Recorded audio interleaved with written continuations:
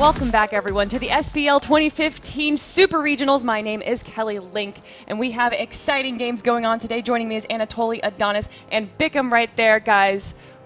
We had exciting games yesterday, an upset with Enemy versus TSM, beating them 3-1. And of course, Cloud9 taking it 3-0 against COG, but with some very interesting games as well. Let's actually recap a little bit about that. What did you guys see yesterday that seemed out of the ordinary? Cloud9, I think, went pretty late against Cognitive, which I was a little bit surprised about. Although honestly, like an enemy upsetting you guys, like what exactly happened, bchm? Pretty much our main issue was getting caught out for the most part. Me and Ionic mostly, and sometimes Snoopy. Ionic, a lot of times there are a lot of miscommunications of when he was playing Sobek, he would go in for a pluck. Nobody was really in position to follow up on that.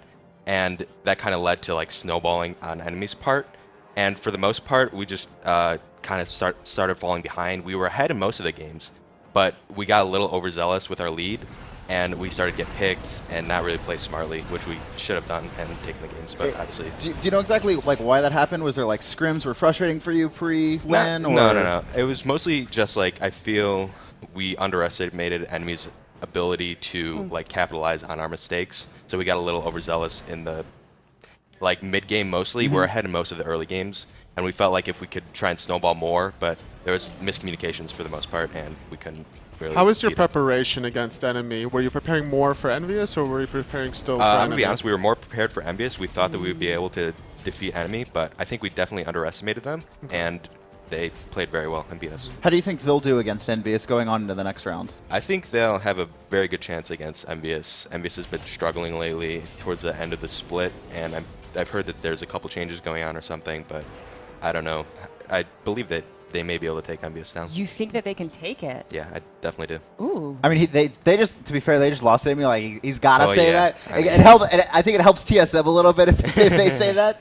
All right, fair enough. All right, well, let's move on to Cloud9 versus Cognitive. Now, Cloud9 beat them out 3-0, but like you said, they kind of went a little bit later, especially in that third game. It was a 45-minute game, I believe, or maybe even 50 minutes. I think that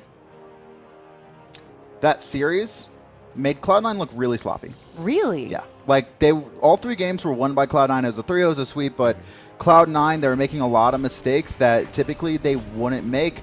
They honestly gave COG so many chances, so many opportunities to have these upset wins. Yeah. Unfortunately, COG wasn't able to capitalize on them for themselves, but I think Cloud9 looked a little bit sloppy, and if they play like that against Eager, they're not going to come out ahead. They're not going to come out with a victory. To be fair, the way COG started off the game, kind of making it a little awkward, off-meta type of style. So C9 had to kind of like adapt to what COG was throwing at them. So that's probably why the game starts, especially the Fire Giants at one point, delaying the game. So that's probably why it was like 40 to 45-minute games. bchm, how hard is it to adapt in situations like that? In situations like that, like I was talking to C9, they had no idea like COG had any of those types of strats like lined up. They had no idea what was coming. Although I feel like if COG had played it correctly, that they could have won both games 2 and 3. Because in game 2, like Aurora, I believe he was level 9 for like 5 minutes at one point, I noticed. Oh, wow. Yeah, if they had like just settled down and farmed while they had their lead, they definitely could have like continued to snowball. But they kept like getting picked. Like the Anubis pick, obviously against Circuit, he's just gonna like keep dying. Like there's not much you can do. And if they didn't have Anubis, I think that like they would have won 100% in my opinion. And game 3, in towards the end when C9 was sieging, COG like they won a couple fights at Phoenix's. I feel like if they played those fights a little bit better, like DJ would ult in the back line and like one-shot Para. If they played those fights a little differently, and they definitely could have like try and like got a win like towards the end. Yeah. So moving on, like they're going to be facing Eager. How do you feel that matchup's going to go? Because that's the matchup that I think most people thought, if it happened, which is it's now going to happen, was going to be the closest. Oh yeah, I definitely agree with that. Eager's our scrim partners. They're definitely very good, and I feel like those games are going to be completely even. I think it's going to go to a game 5. Now, do you guys think we're going to see anything unique like we saw with Cognitive in today's EU games? I'm not really sure. Obviously, teams hold strats for lands. That's what Enemy did. That's what COG did, 100%. So it'll be interesting to see what they pull out. EU has a different meta than NA. I think that what they do is going to be very unique. So moving on to, I would say, this matchup, LC versus Titan. That's right.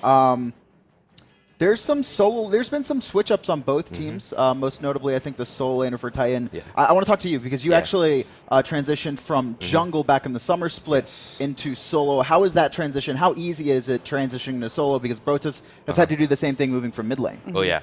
Well, for me, it was pretty hard because when I joined TSM, it was literally the first time I had ever played solo lane. Like I didn't really have time to prepare as well. I'm not sure if that was the same situation for Brotus. But like I'm in a similar position to him because, you know, Titan's an established team. They came second place in Worlds last season. TSM's an established team. So we're kind of in the same spot, I feel like, and this can be a really good chance for him to like show what he can do. You know, I think it's actually kind of interesting that Titan, who was second place at the World Championships, they kind of fell off recently, but they have that win against London Conspiracy. The last set that they played against them, they won 2-0. But the last 4 games they've played, they've lost. Do you think that they're kind of going on a downhill slope, or do you think that that's just something that happened in the online fall split and it's going to be different for LAN?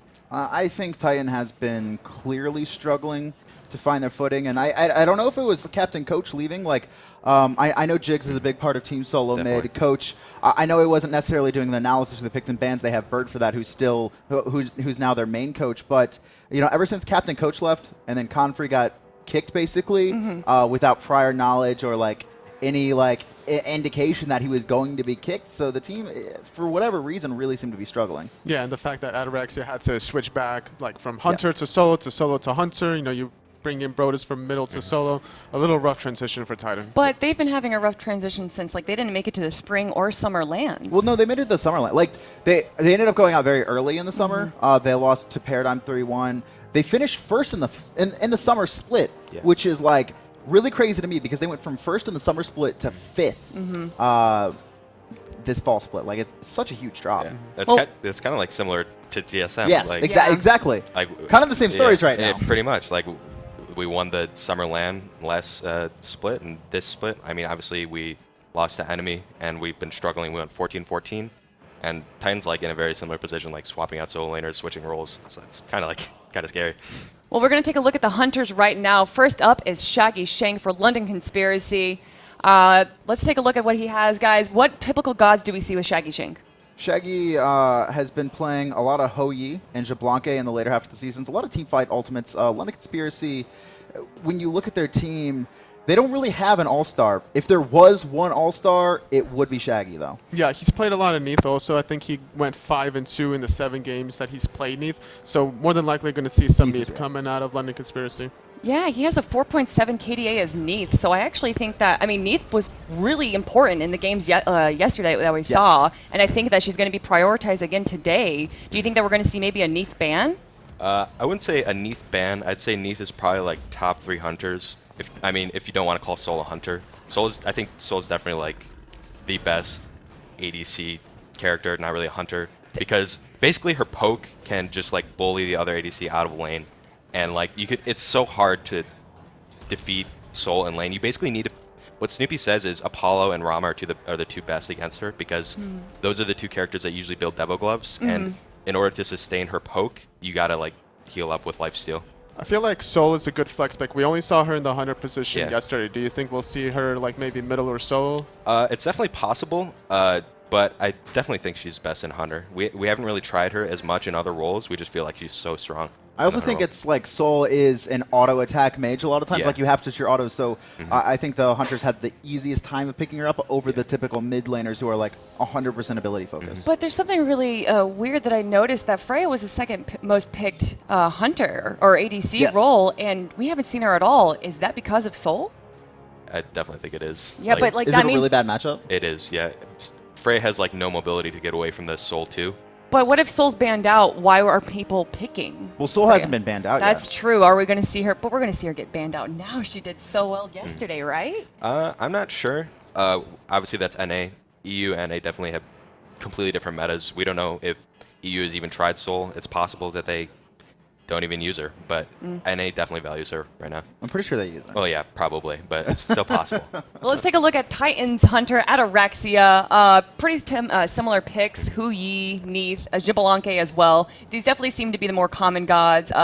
Medusa's his 3rd most played Hunter, but I don't think we've are going to see Medusa at all this week. Yeah, he's transitioned back away from the solo lane, so he went back to the 100 position around week 7, so we don't have that much information for him this split. But yeah, those 3 guys that you mentioned are his most favored. Yeah, his last 3 games were actually with Hu Yi, and as you guys have been saying this all yesterday, that Hu Yi is really strong and probably the strongest hunter right now. What sets Hu Yi apart from the other hunters? Hu Yi, basically, he got a buff to his 1. The cooldown with the ricochet, the buff made it so that he can actually use 2 ricochets in the time of his mark. That's actually a huge difference. So if you can ricochet somebody twice in the duration of 1 mark, that's going to like poke them down to at least half, and the mark also increases your auto attack damage. So if you get like a lucky ricochet or skillful ricochet, that can easily be a kill in lane. So do you guys think we're going to see anything different? Maybe just soul picks, or is it going to be the typical hunters? I think Soul is definitely going to play a big part in these picks and bans, especially after North America yesterday. At the very least, like EU is watching, like, all right, Soul is something that we need to be paying attention to, whether it's picks or bans. I don't think Soul ever really went like off. I don't think a Soul in all 7 games, she was picked every game, never went off. Like, she was always very strong, but it wasn't like must pick, must ban. More than anything else, she was very difficult to lock down and kill. We saw how bchm was kiting under his tier 1 tower. Very difficult to kill. I remember that one time situation. where Yannick Sobek plucked him, and we like Humbots ulted him, and he just went immune we the talked entire about fight. That was like, that's the reason we lost the fight. How easy is it to actually recognize when she pops that disaster? In the middle of a team fight, it's actually kind of hard to see, because like even when she's not in the 3 form, she still kind of has a little bit of a trail, so you really have to like pay attention to when the trail's actually on the ground, and it's actually kind of hard to focus on that when you're trying to like call targets and stuff like that. Well, let's move on to Guardians now. Emily Z for London Conspiracy. Actually kind of a unique Guardian as far as EU goes. He plays a lot of Sun Wukong that we don't really see, or at least in North America. Oh, I'm sorry, no. He plays Bacchus. And Bacchus is he recently played Bacchus, and that seems to be a unique pick. We don't really see him too much in North America, and not really in EU either. But, you know, Athena, Geb, Sylvanas, he really just plays every Guardian. Yeah, I think he focuses on the more supportive Guardians, though, and those are kind of falling out of the meta, so we might see more Bacchus coming out of him at this land. Geb, he played so much at the beginning of the split, which I think a lot of teams have, which a lot of teams did, but Geb seems to have really fallen off. A lot of teams are focusing on picking him. Yeah, most teams right now, I think the focus is on Khepri for support, but I feel like Bacchus is just really weak. A lot of times if you try and initiate, if you were to pick like Nemesis after they pick Bacchus or something like that, he jumps in, you just nem-ult him and then focus him down. It's really easy to kill him after he uses his jump, and supports like that initiate really heavily, if they're out of position even in the tiniest bit, a good team will like take advantage and kill them. Well, Kanye Life is up next, and that's who I confuse it with. He's the one that likes Sun Wukong, and I actually want to ask you guys, why don't we see more warriors in the Guardian role? I mean, there are lots of good strategies with warriors in the Guardian role. You have the luxury of actually invading the purple buff, potentially doing mid-heartbeats to purple buff, and then from there you also control laning phase with the poke available for Sun Wukong, but it's not good enough for the peels, right? So you're looking to control early, but you can't really protect your backline as well as a Guardian could. So that's why more teams have started to transition back into Guardians as opposed to Warriors. I don't think we'll really be seeing Wukong, especially with the nerfs in support and both solo, because the mana nerfs, especially in solo, that's a big deal. And if he's going to play it in support, it's going to be even worse because he's not going to have a blue buff. And also, I looked into it, Wukong has a lower health pool than actually a majority of assassins in the game at level 1 and level 20. Yeah. That was a big nerf. Well, he's also a big fan of Ares, and we didn't get to see Ares at all yesterday, but I think people don't really expect Ares, and it's a good pick. Do you think we're going to see Ares today? Ares has always been prioritized in Europe. Like, in North America, it's really Aurora and Shadowq who run it, so there's a lot of just like, we're just target banning against them because they're not familiar with it. But Europe, they've played against Ares for a long time. It's been in the meta. Almost every support has to run it. They have to play it because it's very aggressive. However, you also have to make sure that the picks you're running on your carry rolls have some form of mobility, because Ares can't really peel for them.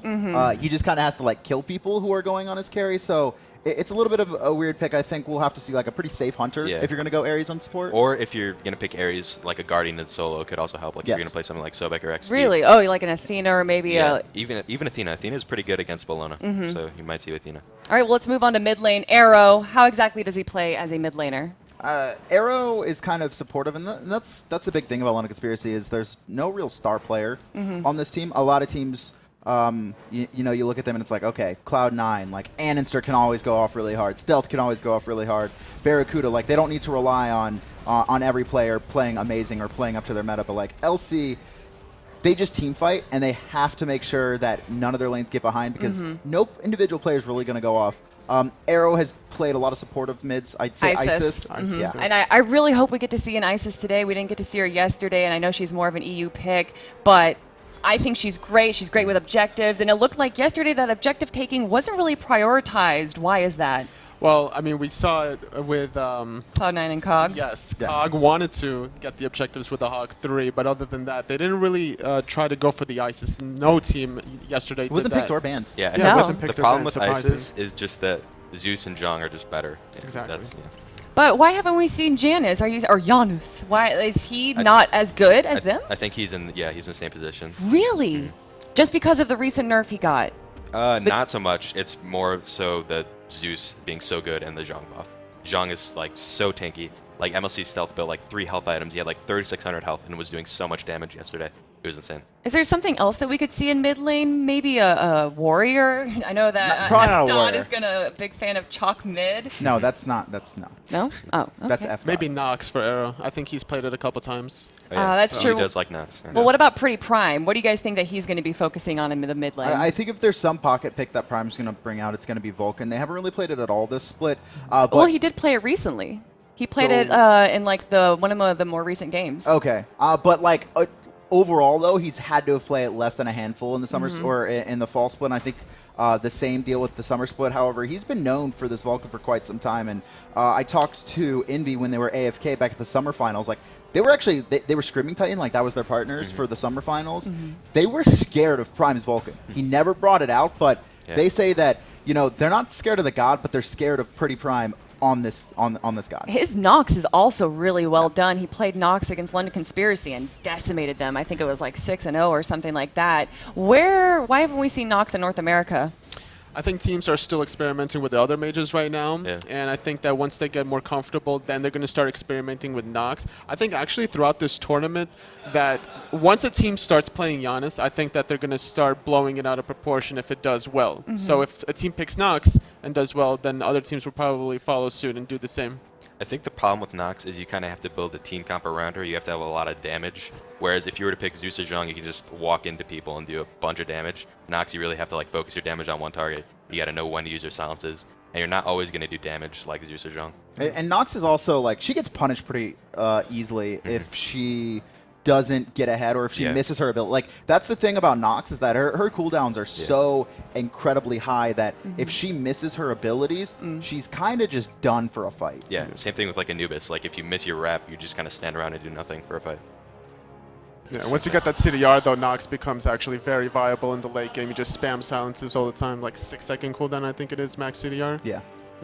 Now, before we move on to jungle, we saw Hel once yesterday played in the mid lane. Do you think that we're going to see her again? Or maybe another healer like Raw? I know that usually Raw's played in the solo lane if he's played at all, right? Hell's going to be banned more often than not, honestly. Really? Especially in the EU scene. Yeah, absolutely. Maybe might even makes see sense. some Aphrodite bans, honestly. Yeah. Well, let's go on to the jungle role with Cheerio. Guys, is he an aggressive jungler? Is he a passive jungler? What lane do you guys feel like he focuses on the most?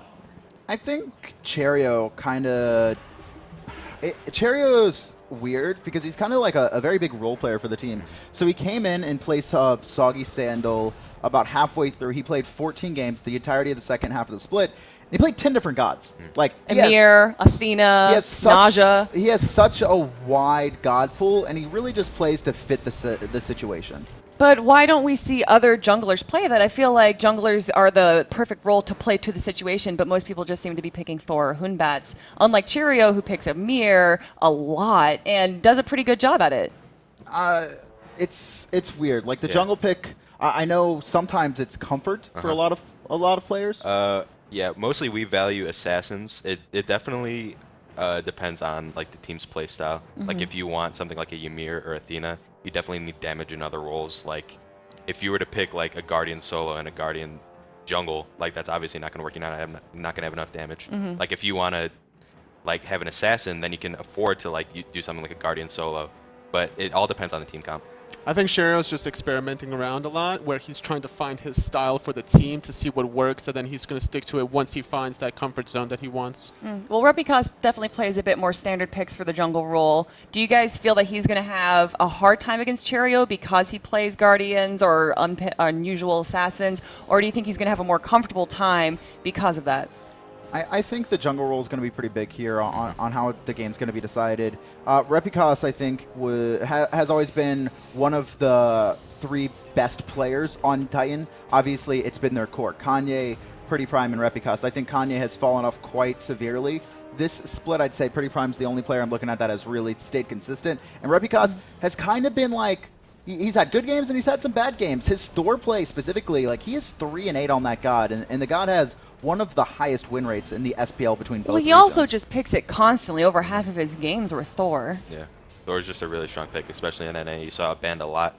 I think enemy banned it against this mostly because of like the Thor guards. Every single game. Yeah, it was gone every game. XT Thor, that's what they banned. And same thing against Andy, except in the last game. Yeah. It definitely depends on the player. Like, if a player is known for a god, you definitely want to ban it out, I think. But he also plays Bologna in the jungle role, which we haven't really seen too much in North America. He played like once. Yeah? Yeah, I mean, like, he played almost every god once, and then because we don't really have a ton of statistics for him because he was a jungler for Justice and a support for Justice. So, I mean, he's a player who has been in and out of multiple roles, multiple teams. And I would agree with Anatoliy that I think he's still trying to find his place, and I think it's going to be important for him to have some style heading into this LAN. Yeah. Isn't that rough, though, coming to a LAN still trying to find your place? Yeah, but we saw Enemy, like their first LAN, you know, they're trying to find their place by beating TSM, and now look where they are. So who knows, like he'll find his spot, and then maybe something will happen out of it soon.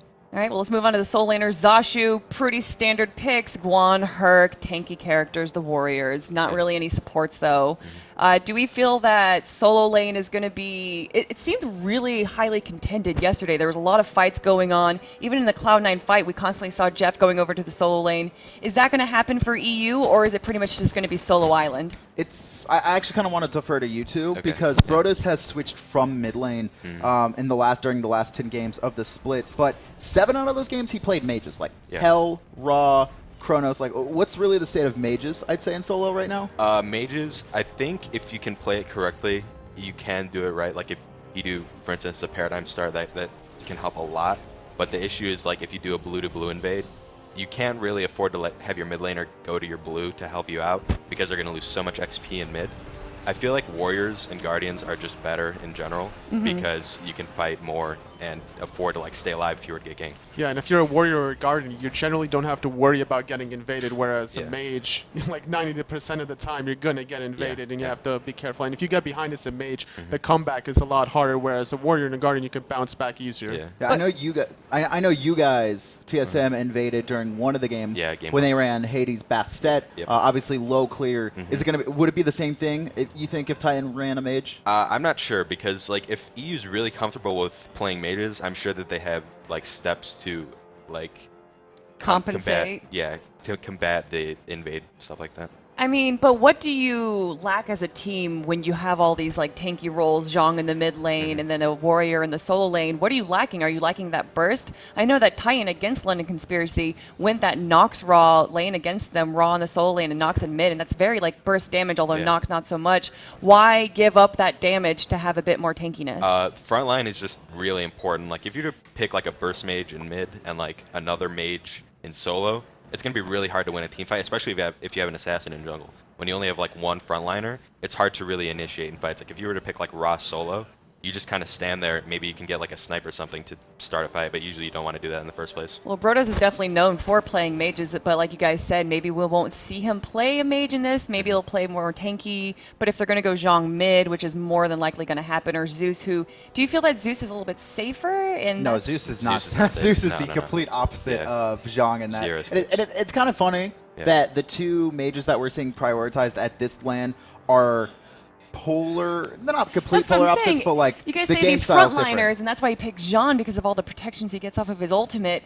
But then there's Zeus who has no escape. His thing is like, I'm just gonna kill you if you jump on me. Zeus kind of, if you think about it, he kind of has like no skill shots. Like you throw your 2 and then your chain lightning at the 2, and your ult is a skill shot technically, but basically you just like stand towards people and you do damage. Like, you don't really need to, like, hit many abilities, to be honest. Even though he's really easy to all-in, he's a little difficult to all-in because Yeah. he's going to do all Do a his lot of damage to you damage, yeah. in return, and could get some trade kills, Yeah, could get a 2-for-1 or his something. turnaround ability is Yeah. insane. Like, It's- yeah. I feel like when you are facing a Zeus, you have to be like really dedicated to Yep. kill it. Because if you hesitate at any moment while diving a Zeus, Yeah. and like your damage is just that far off, like he could just turn team fights. Yeah, a lot of times Zeus's will get Aegis, and if you dive a Zeus, he'll just throw his ult on you, and like throw the 2 and the chain lightning, and then Aegis's all your damage, and then you're like dead. Well, as all North American players, and I'm sure you guys have seen a bunch of the EU games, where do you feel EU and NA meta really differ? I feel pace of the game is very different. Like, a lot of times EU will be more passive. NA is more focused on doing objectives. Like, NA will a lot of times, like, if they see an opportunity to get a Gold Fury, I feel like they'll capitalize it more often than EU. EU will be more focused on farming. We definitely saw that yesterday. As soon as they got like a kill, a double kill, or triple kill, they almost took a tower immediately, or they went for the Gold Fury. You feel that Europe is going to be a bit more passive in that sense, and they probably will just, any kind of time they get a kill, maybe they'll go back and buy instead. From what I've seen, that's the most thing. Obviously, I don't know if it'll be different for this land, but that's what I think will happen. I think Totally was talking about it best earlier today when we were discussing these matches, is the fact that North America, they will take slight advantages. Like, we have, we got one kill. It's still a 4v5. We're forcing this Gold Fury because we have that slight advantage, and we want to push that number. We want to push that percentage. It leaves themselves open for, I'd say, a lot more contention around these big objectives, but they take slight advantages where EU, they're like, all right, we're not doing Gold Fury until we wipe like all 5 or 4 Yeah, players. NA's not going to second guess themselves. Like, if they want to commit to a specific plan, whether it's even around blue buff or purple buff, they have a slight advantage. They're going to push those little objectives. Whereas EU, they tend to fall back a little bit more farming. They look for their power spikes and then go from there, kind of. Now, what about the lane that we're going to see here, the matchups? Which lane do you think is going to be like the most hype? I don't think any of these lanes are going to be hype. I could see Brodos versus Zashu Yeah. kind of having some fireworks potentially, If you depending were on to the pick, matchup. like, Hella, really. or Hella Ra. It's Yeah, like, I'm Like, hoping that if he depends. goes mage, then maybe Yeah. we'll see something, right? Maybe, but like if you're gonna play Ra, especially if you're against a warrior, like a lot of times you're just gonna rush like breastplate and like pretty much AFK until you get breastplate. I think a good strategy is like Neath Ra solo, because you could just spam your beams at the opponent's like soul laner, especially if they're a warrior because they don't have much sustain, and then you just Neath ult and you get a free Ra snipe. I think that's a pretty good strategy. Do you guys think we're going to see any respect bans out of here? Maybe a Thor? I see Hell Yeah. being the only Yeah. thing that I'm like, this is being banned in this matchup. Both teams have run it. I believe actually both beat Fnatic with it. I'm not sure.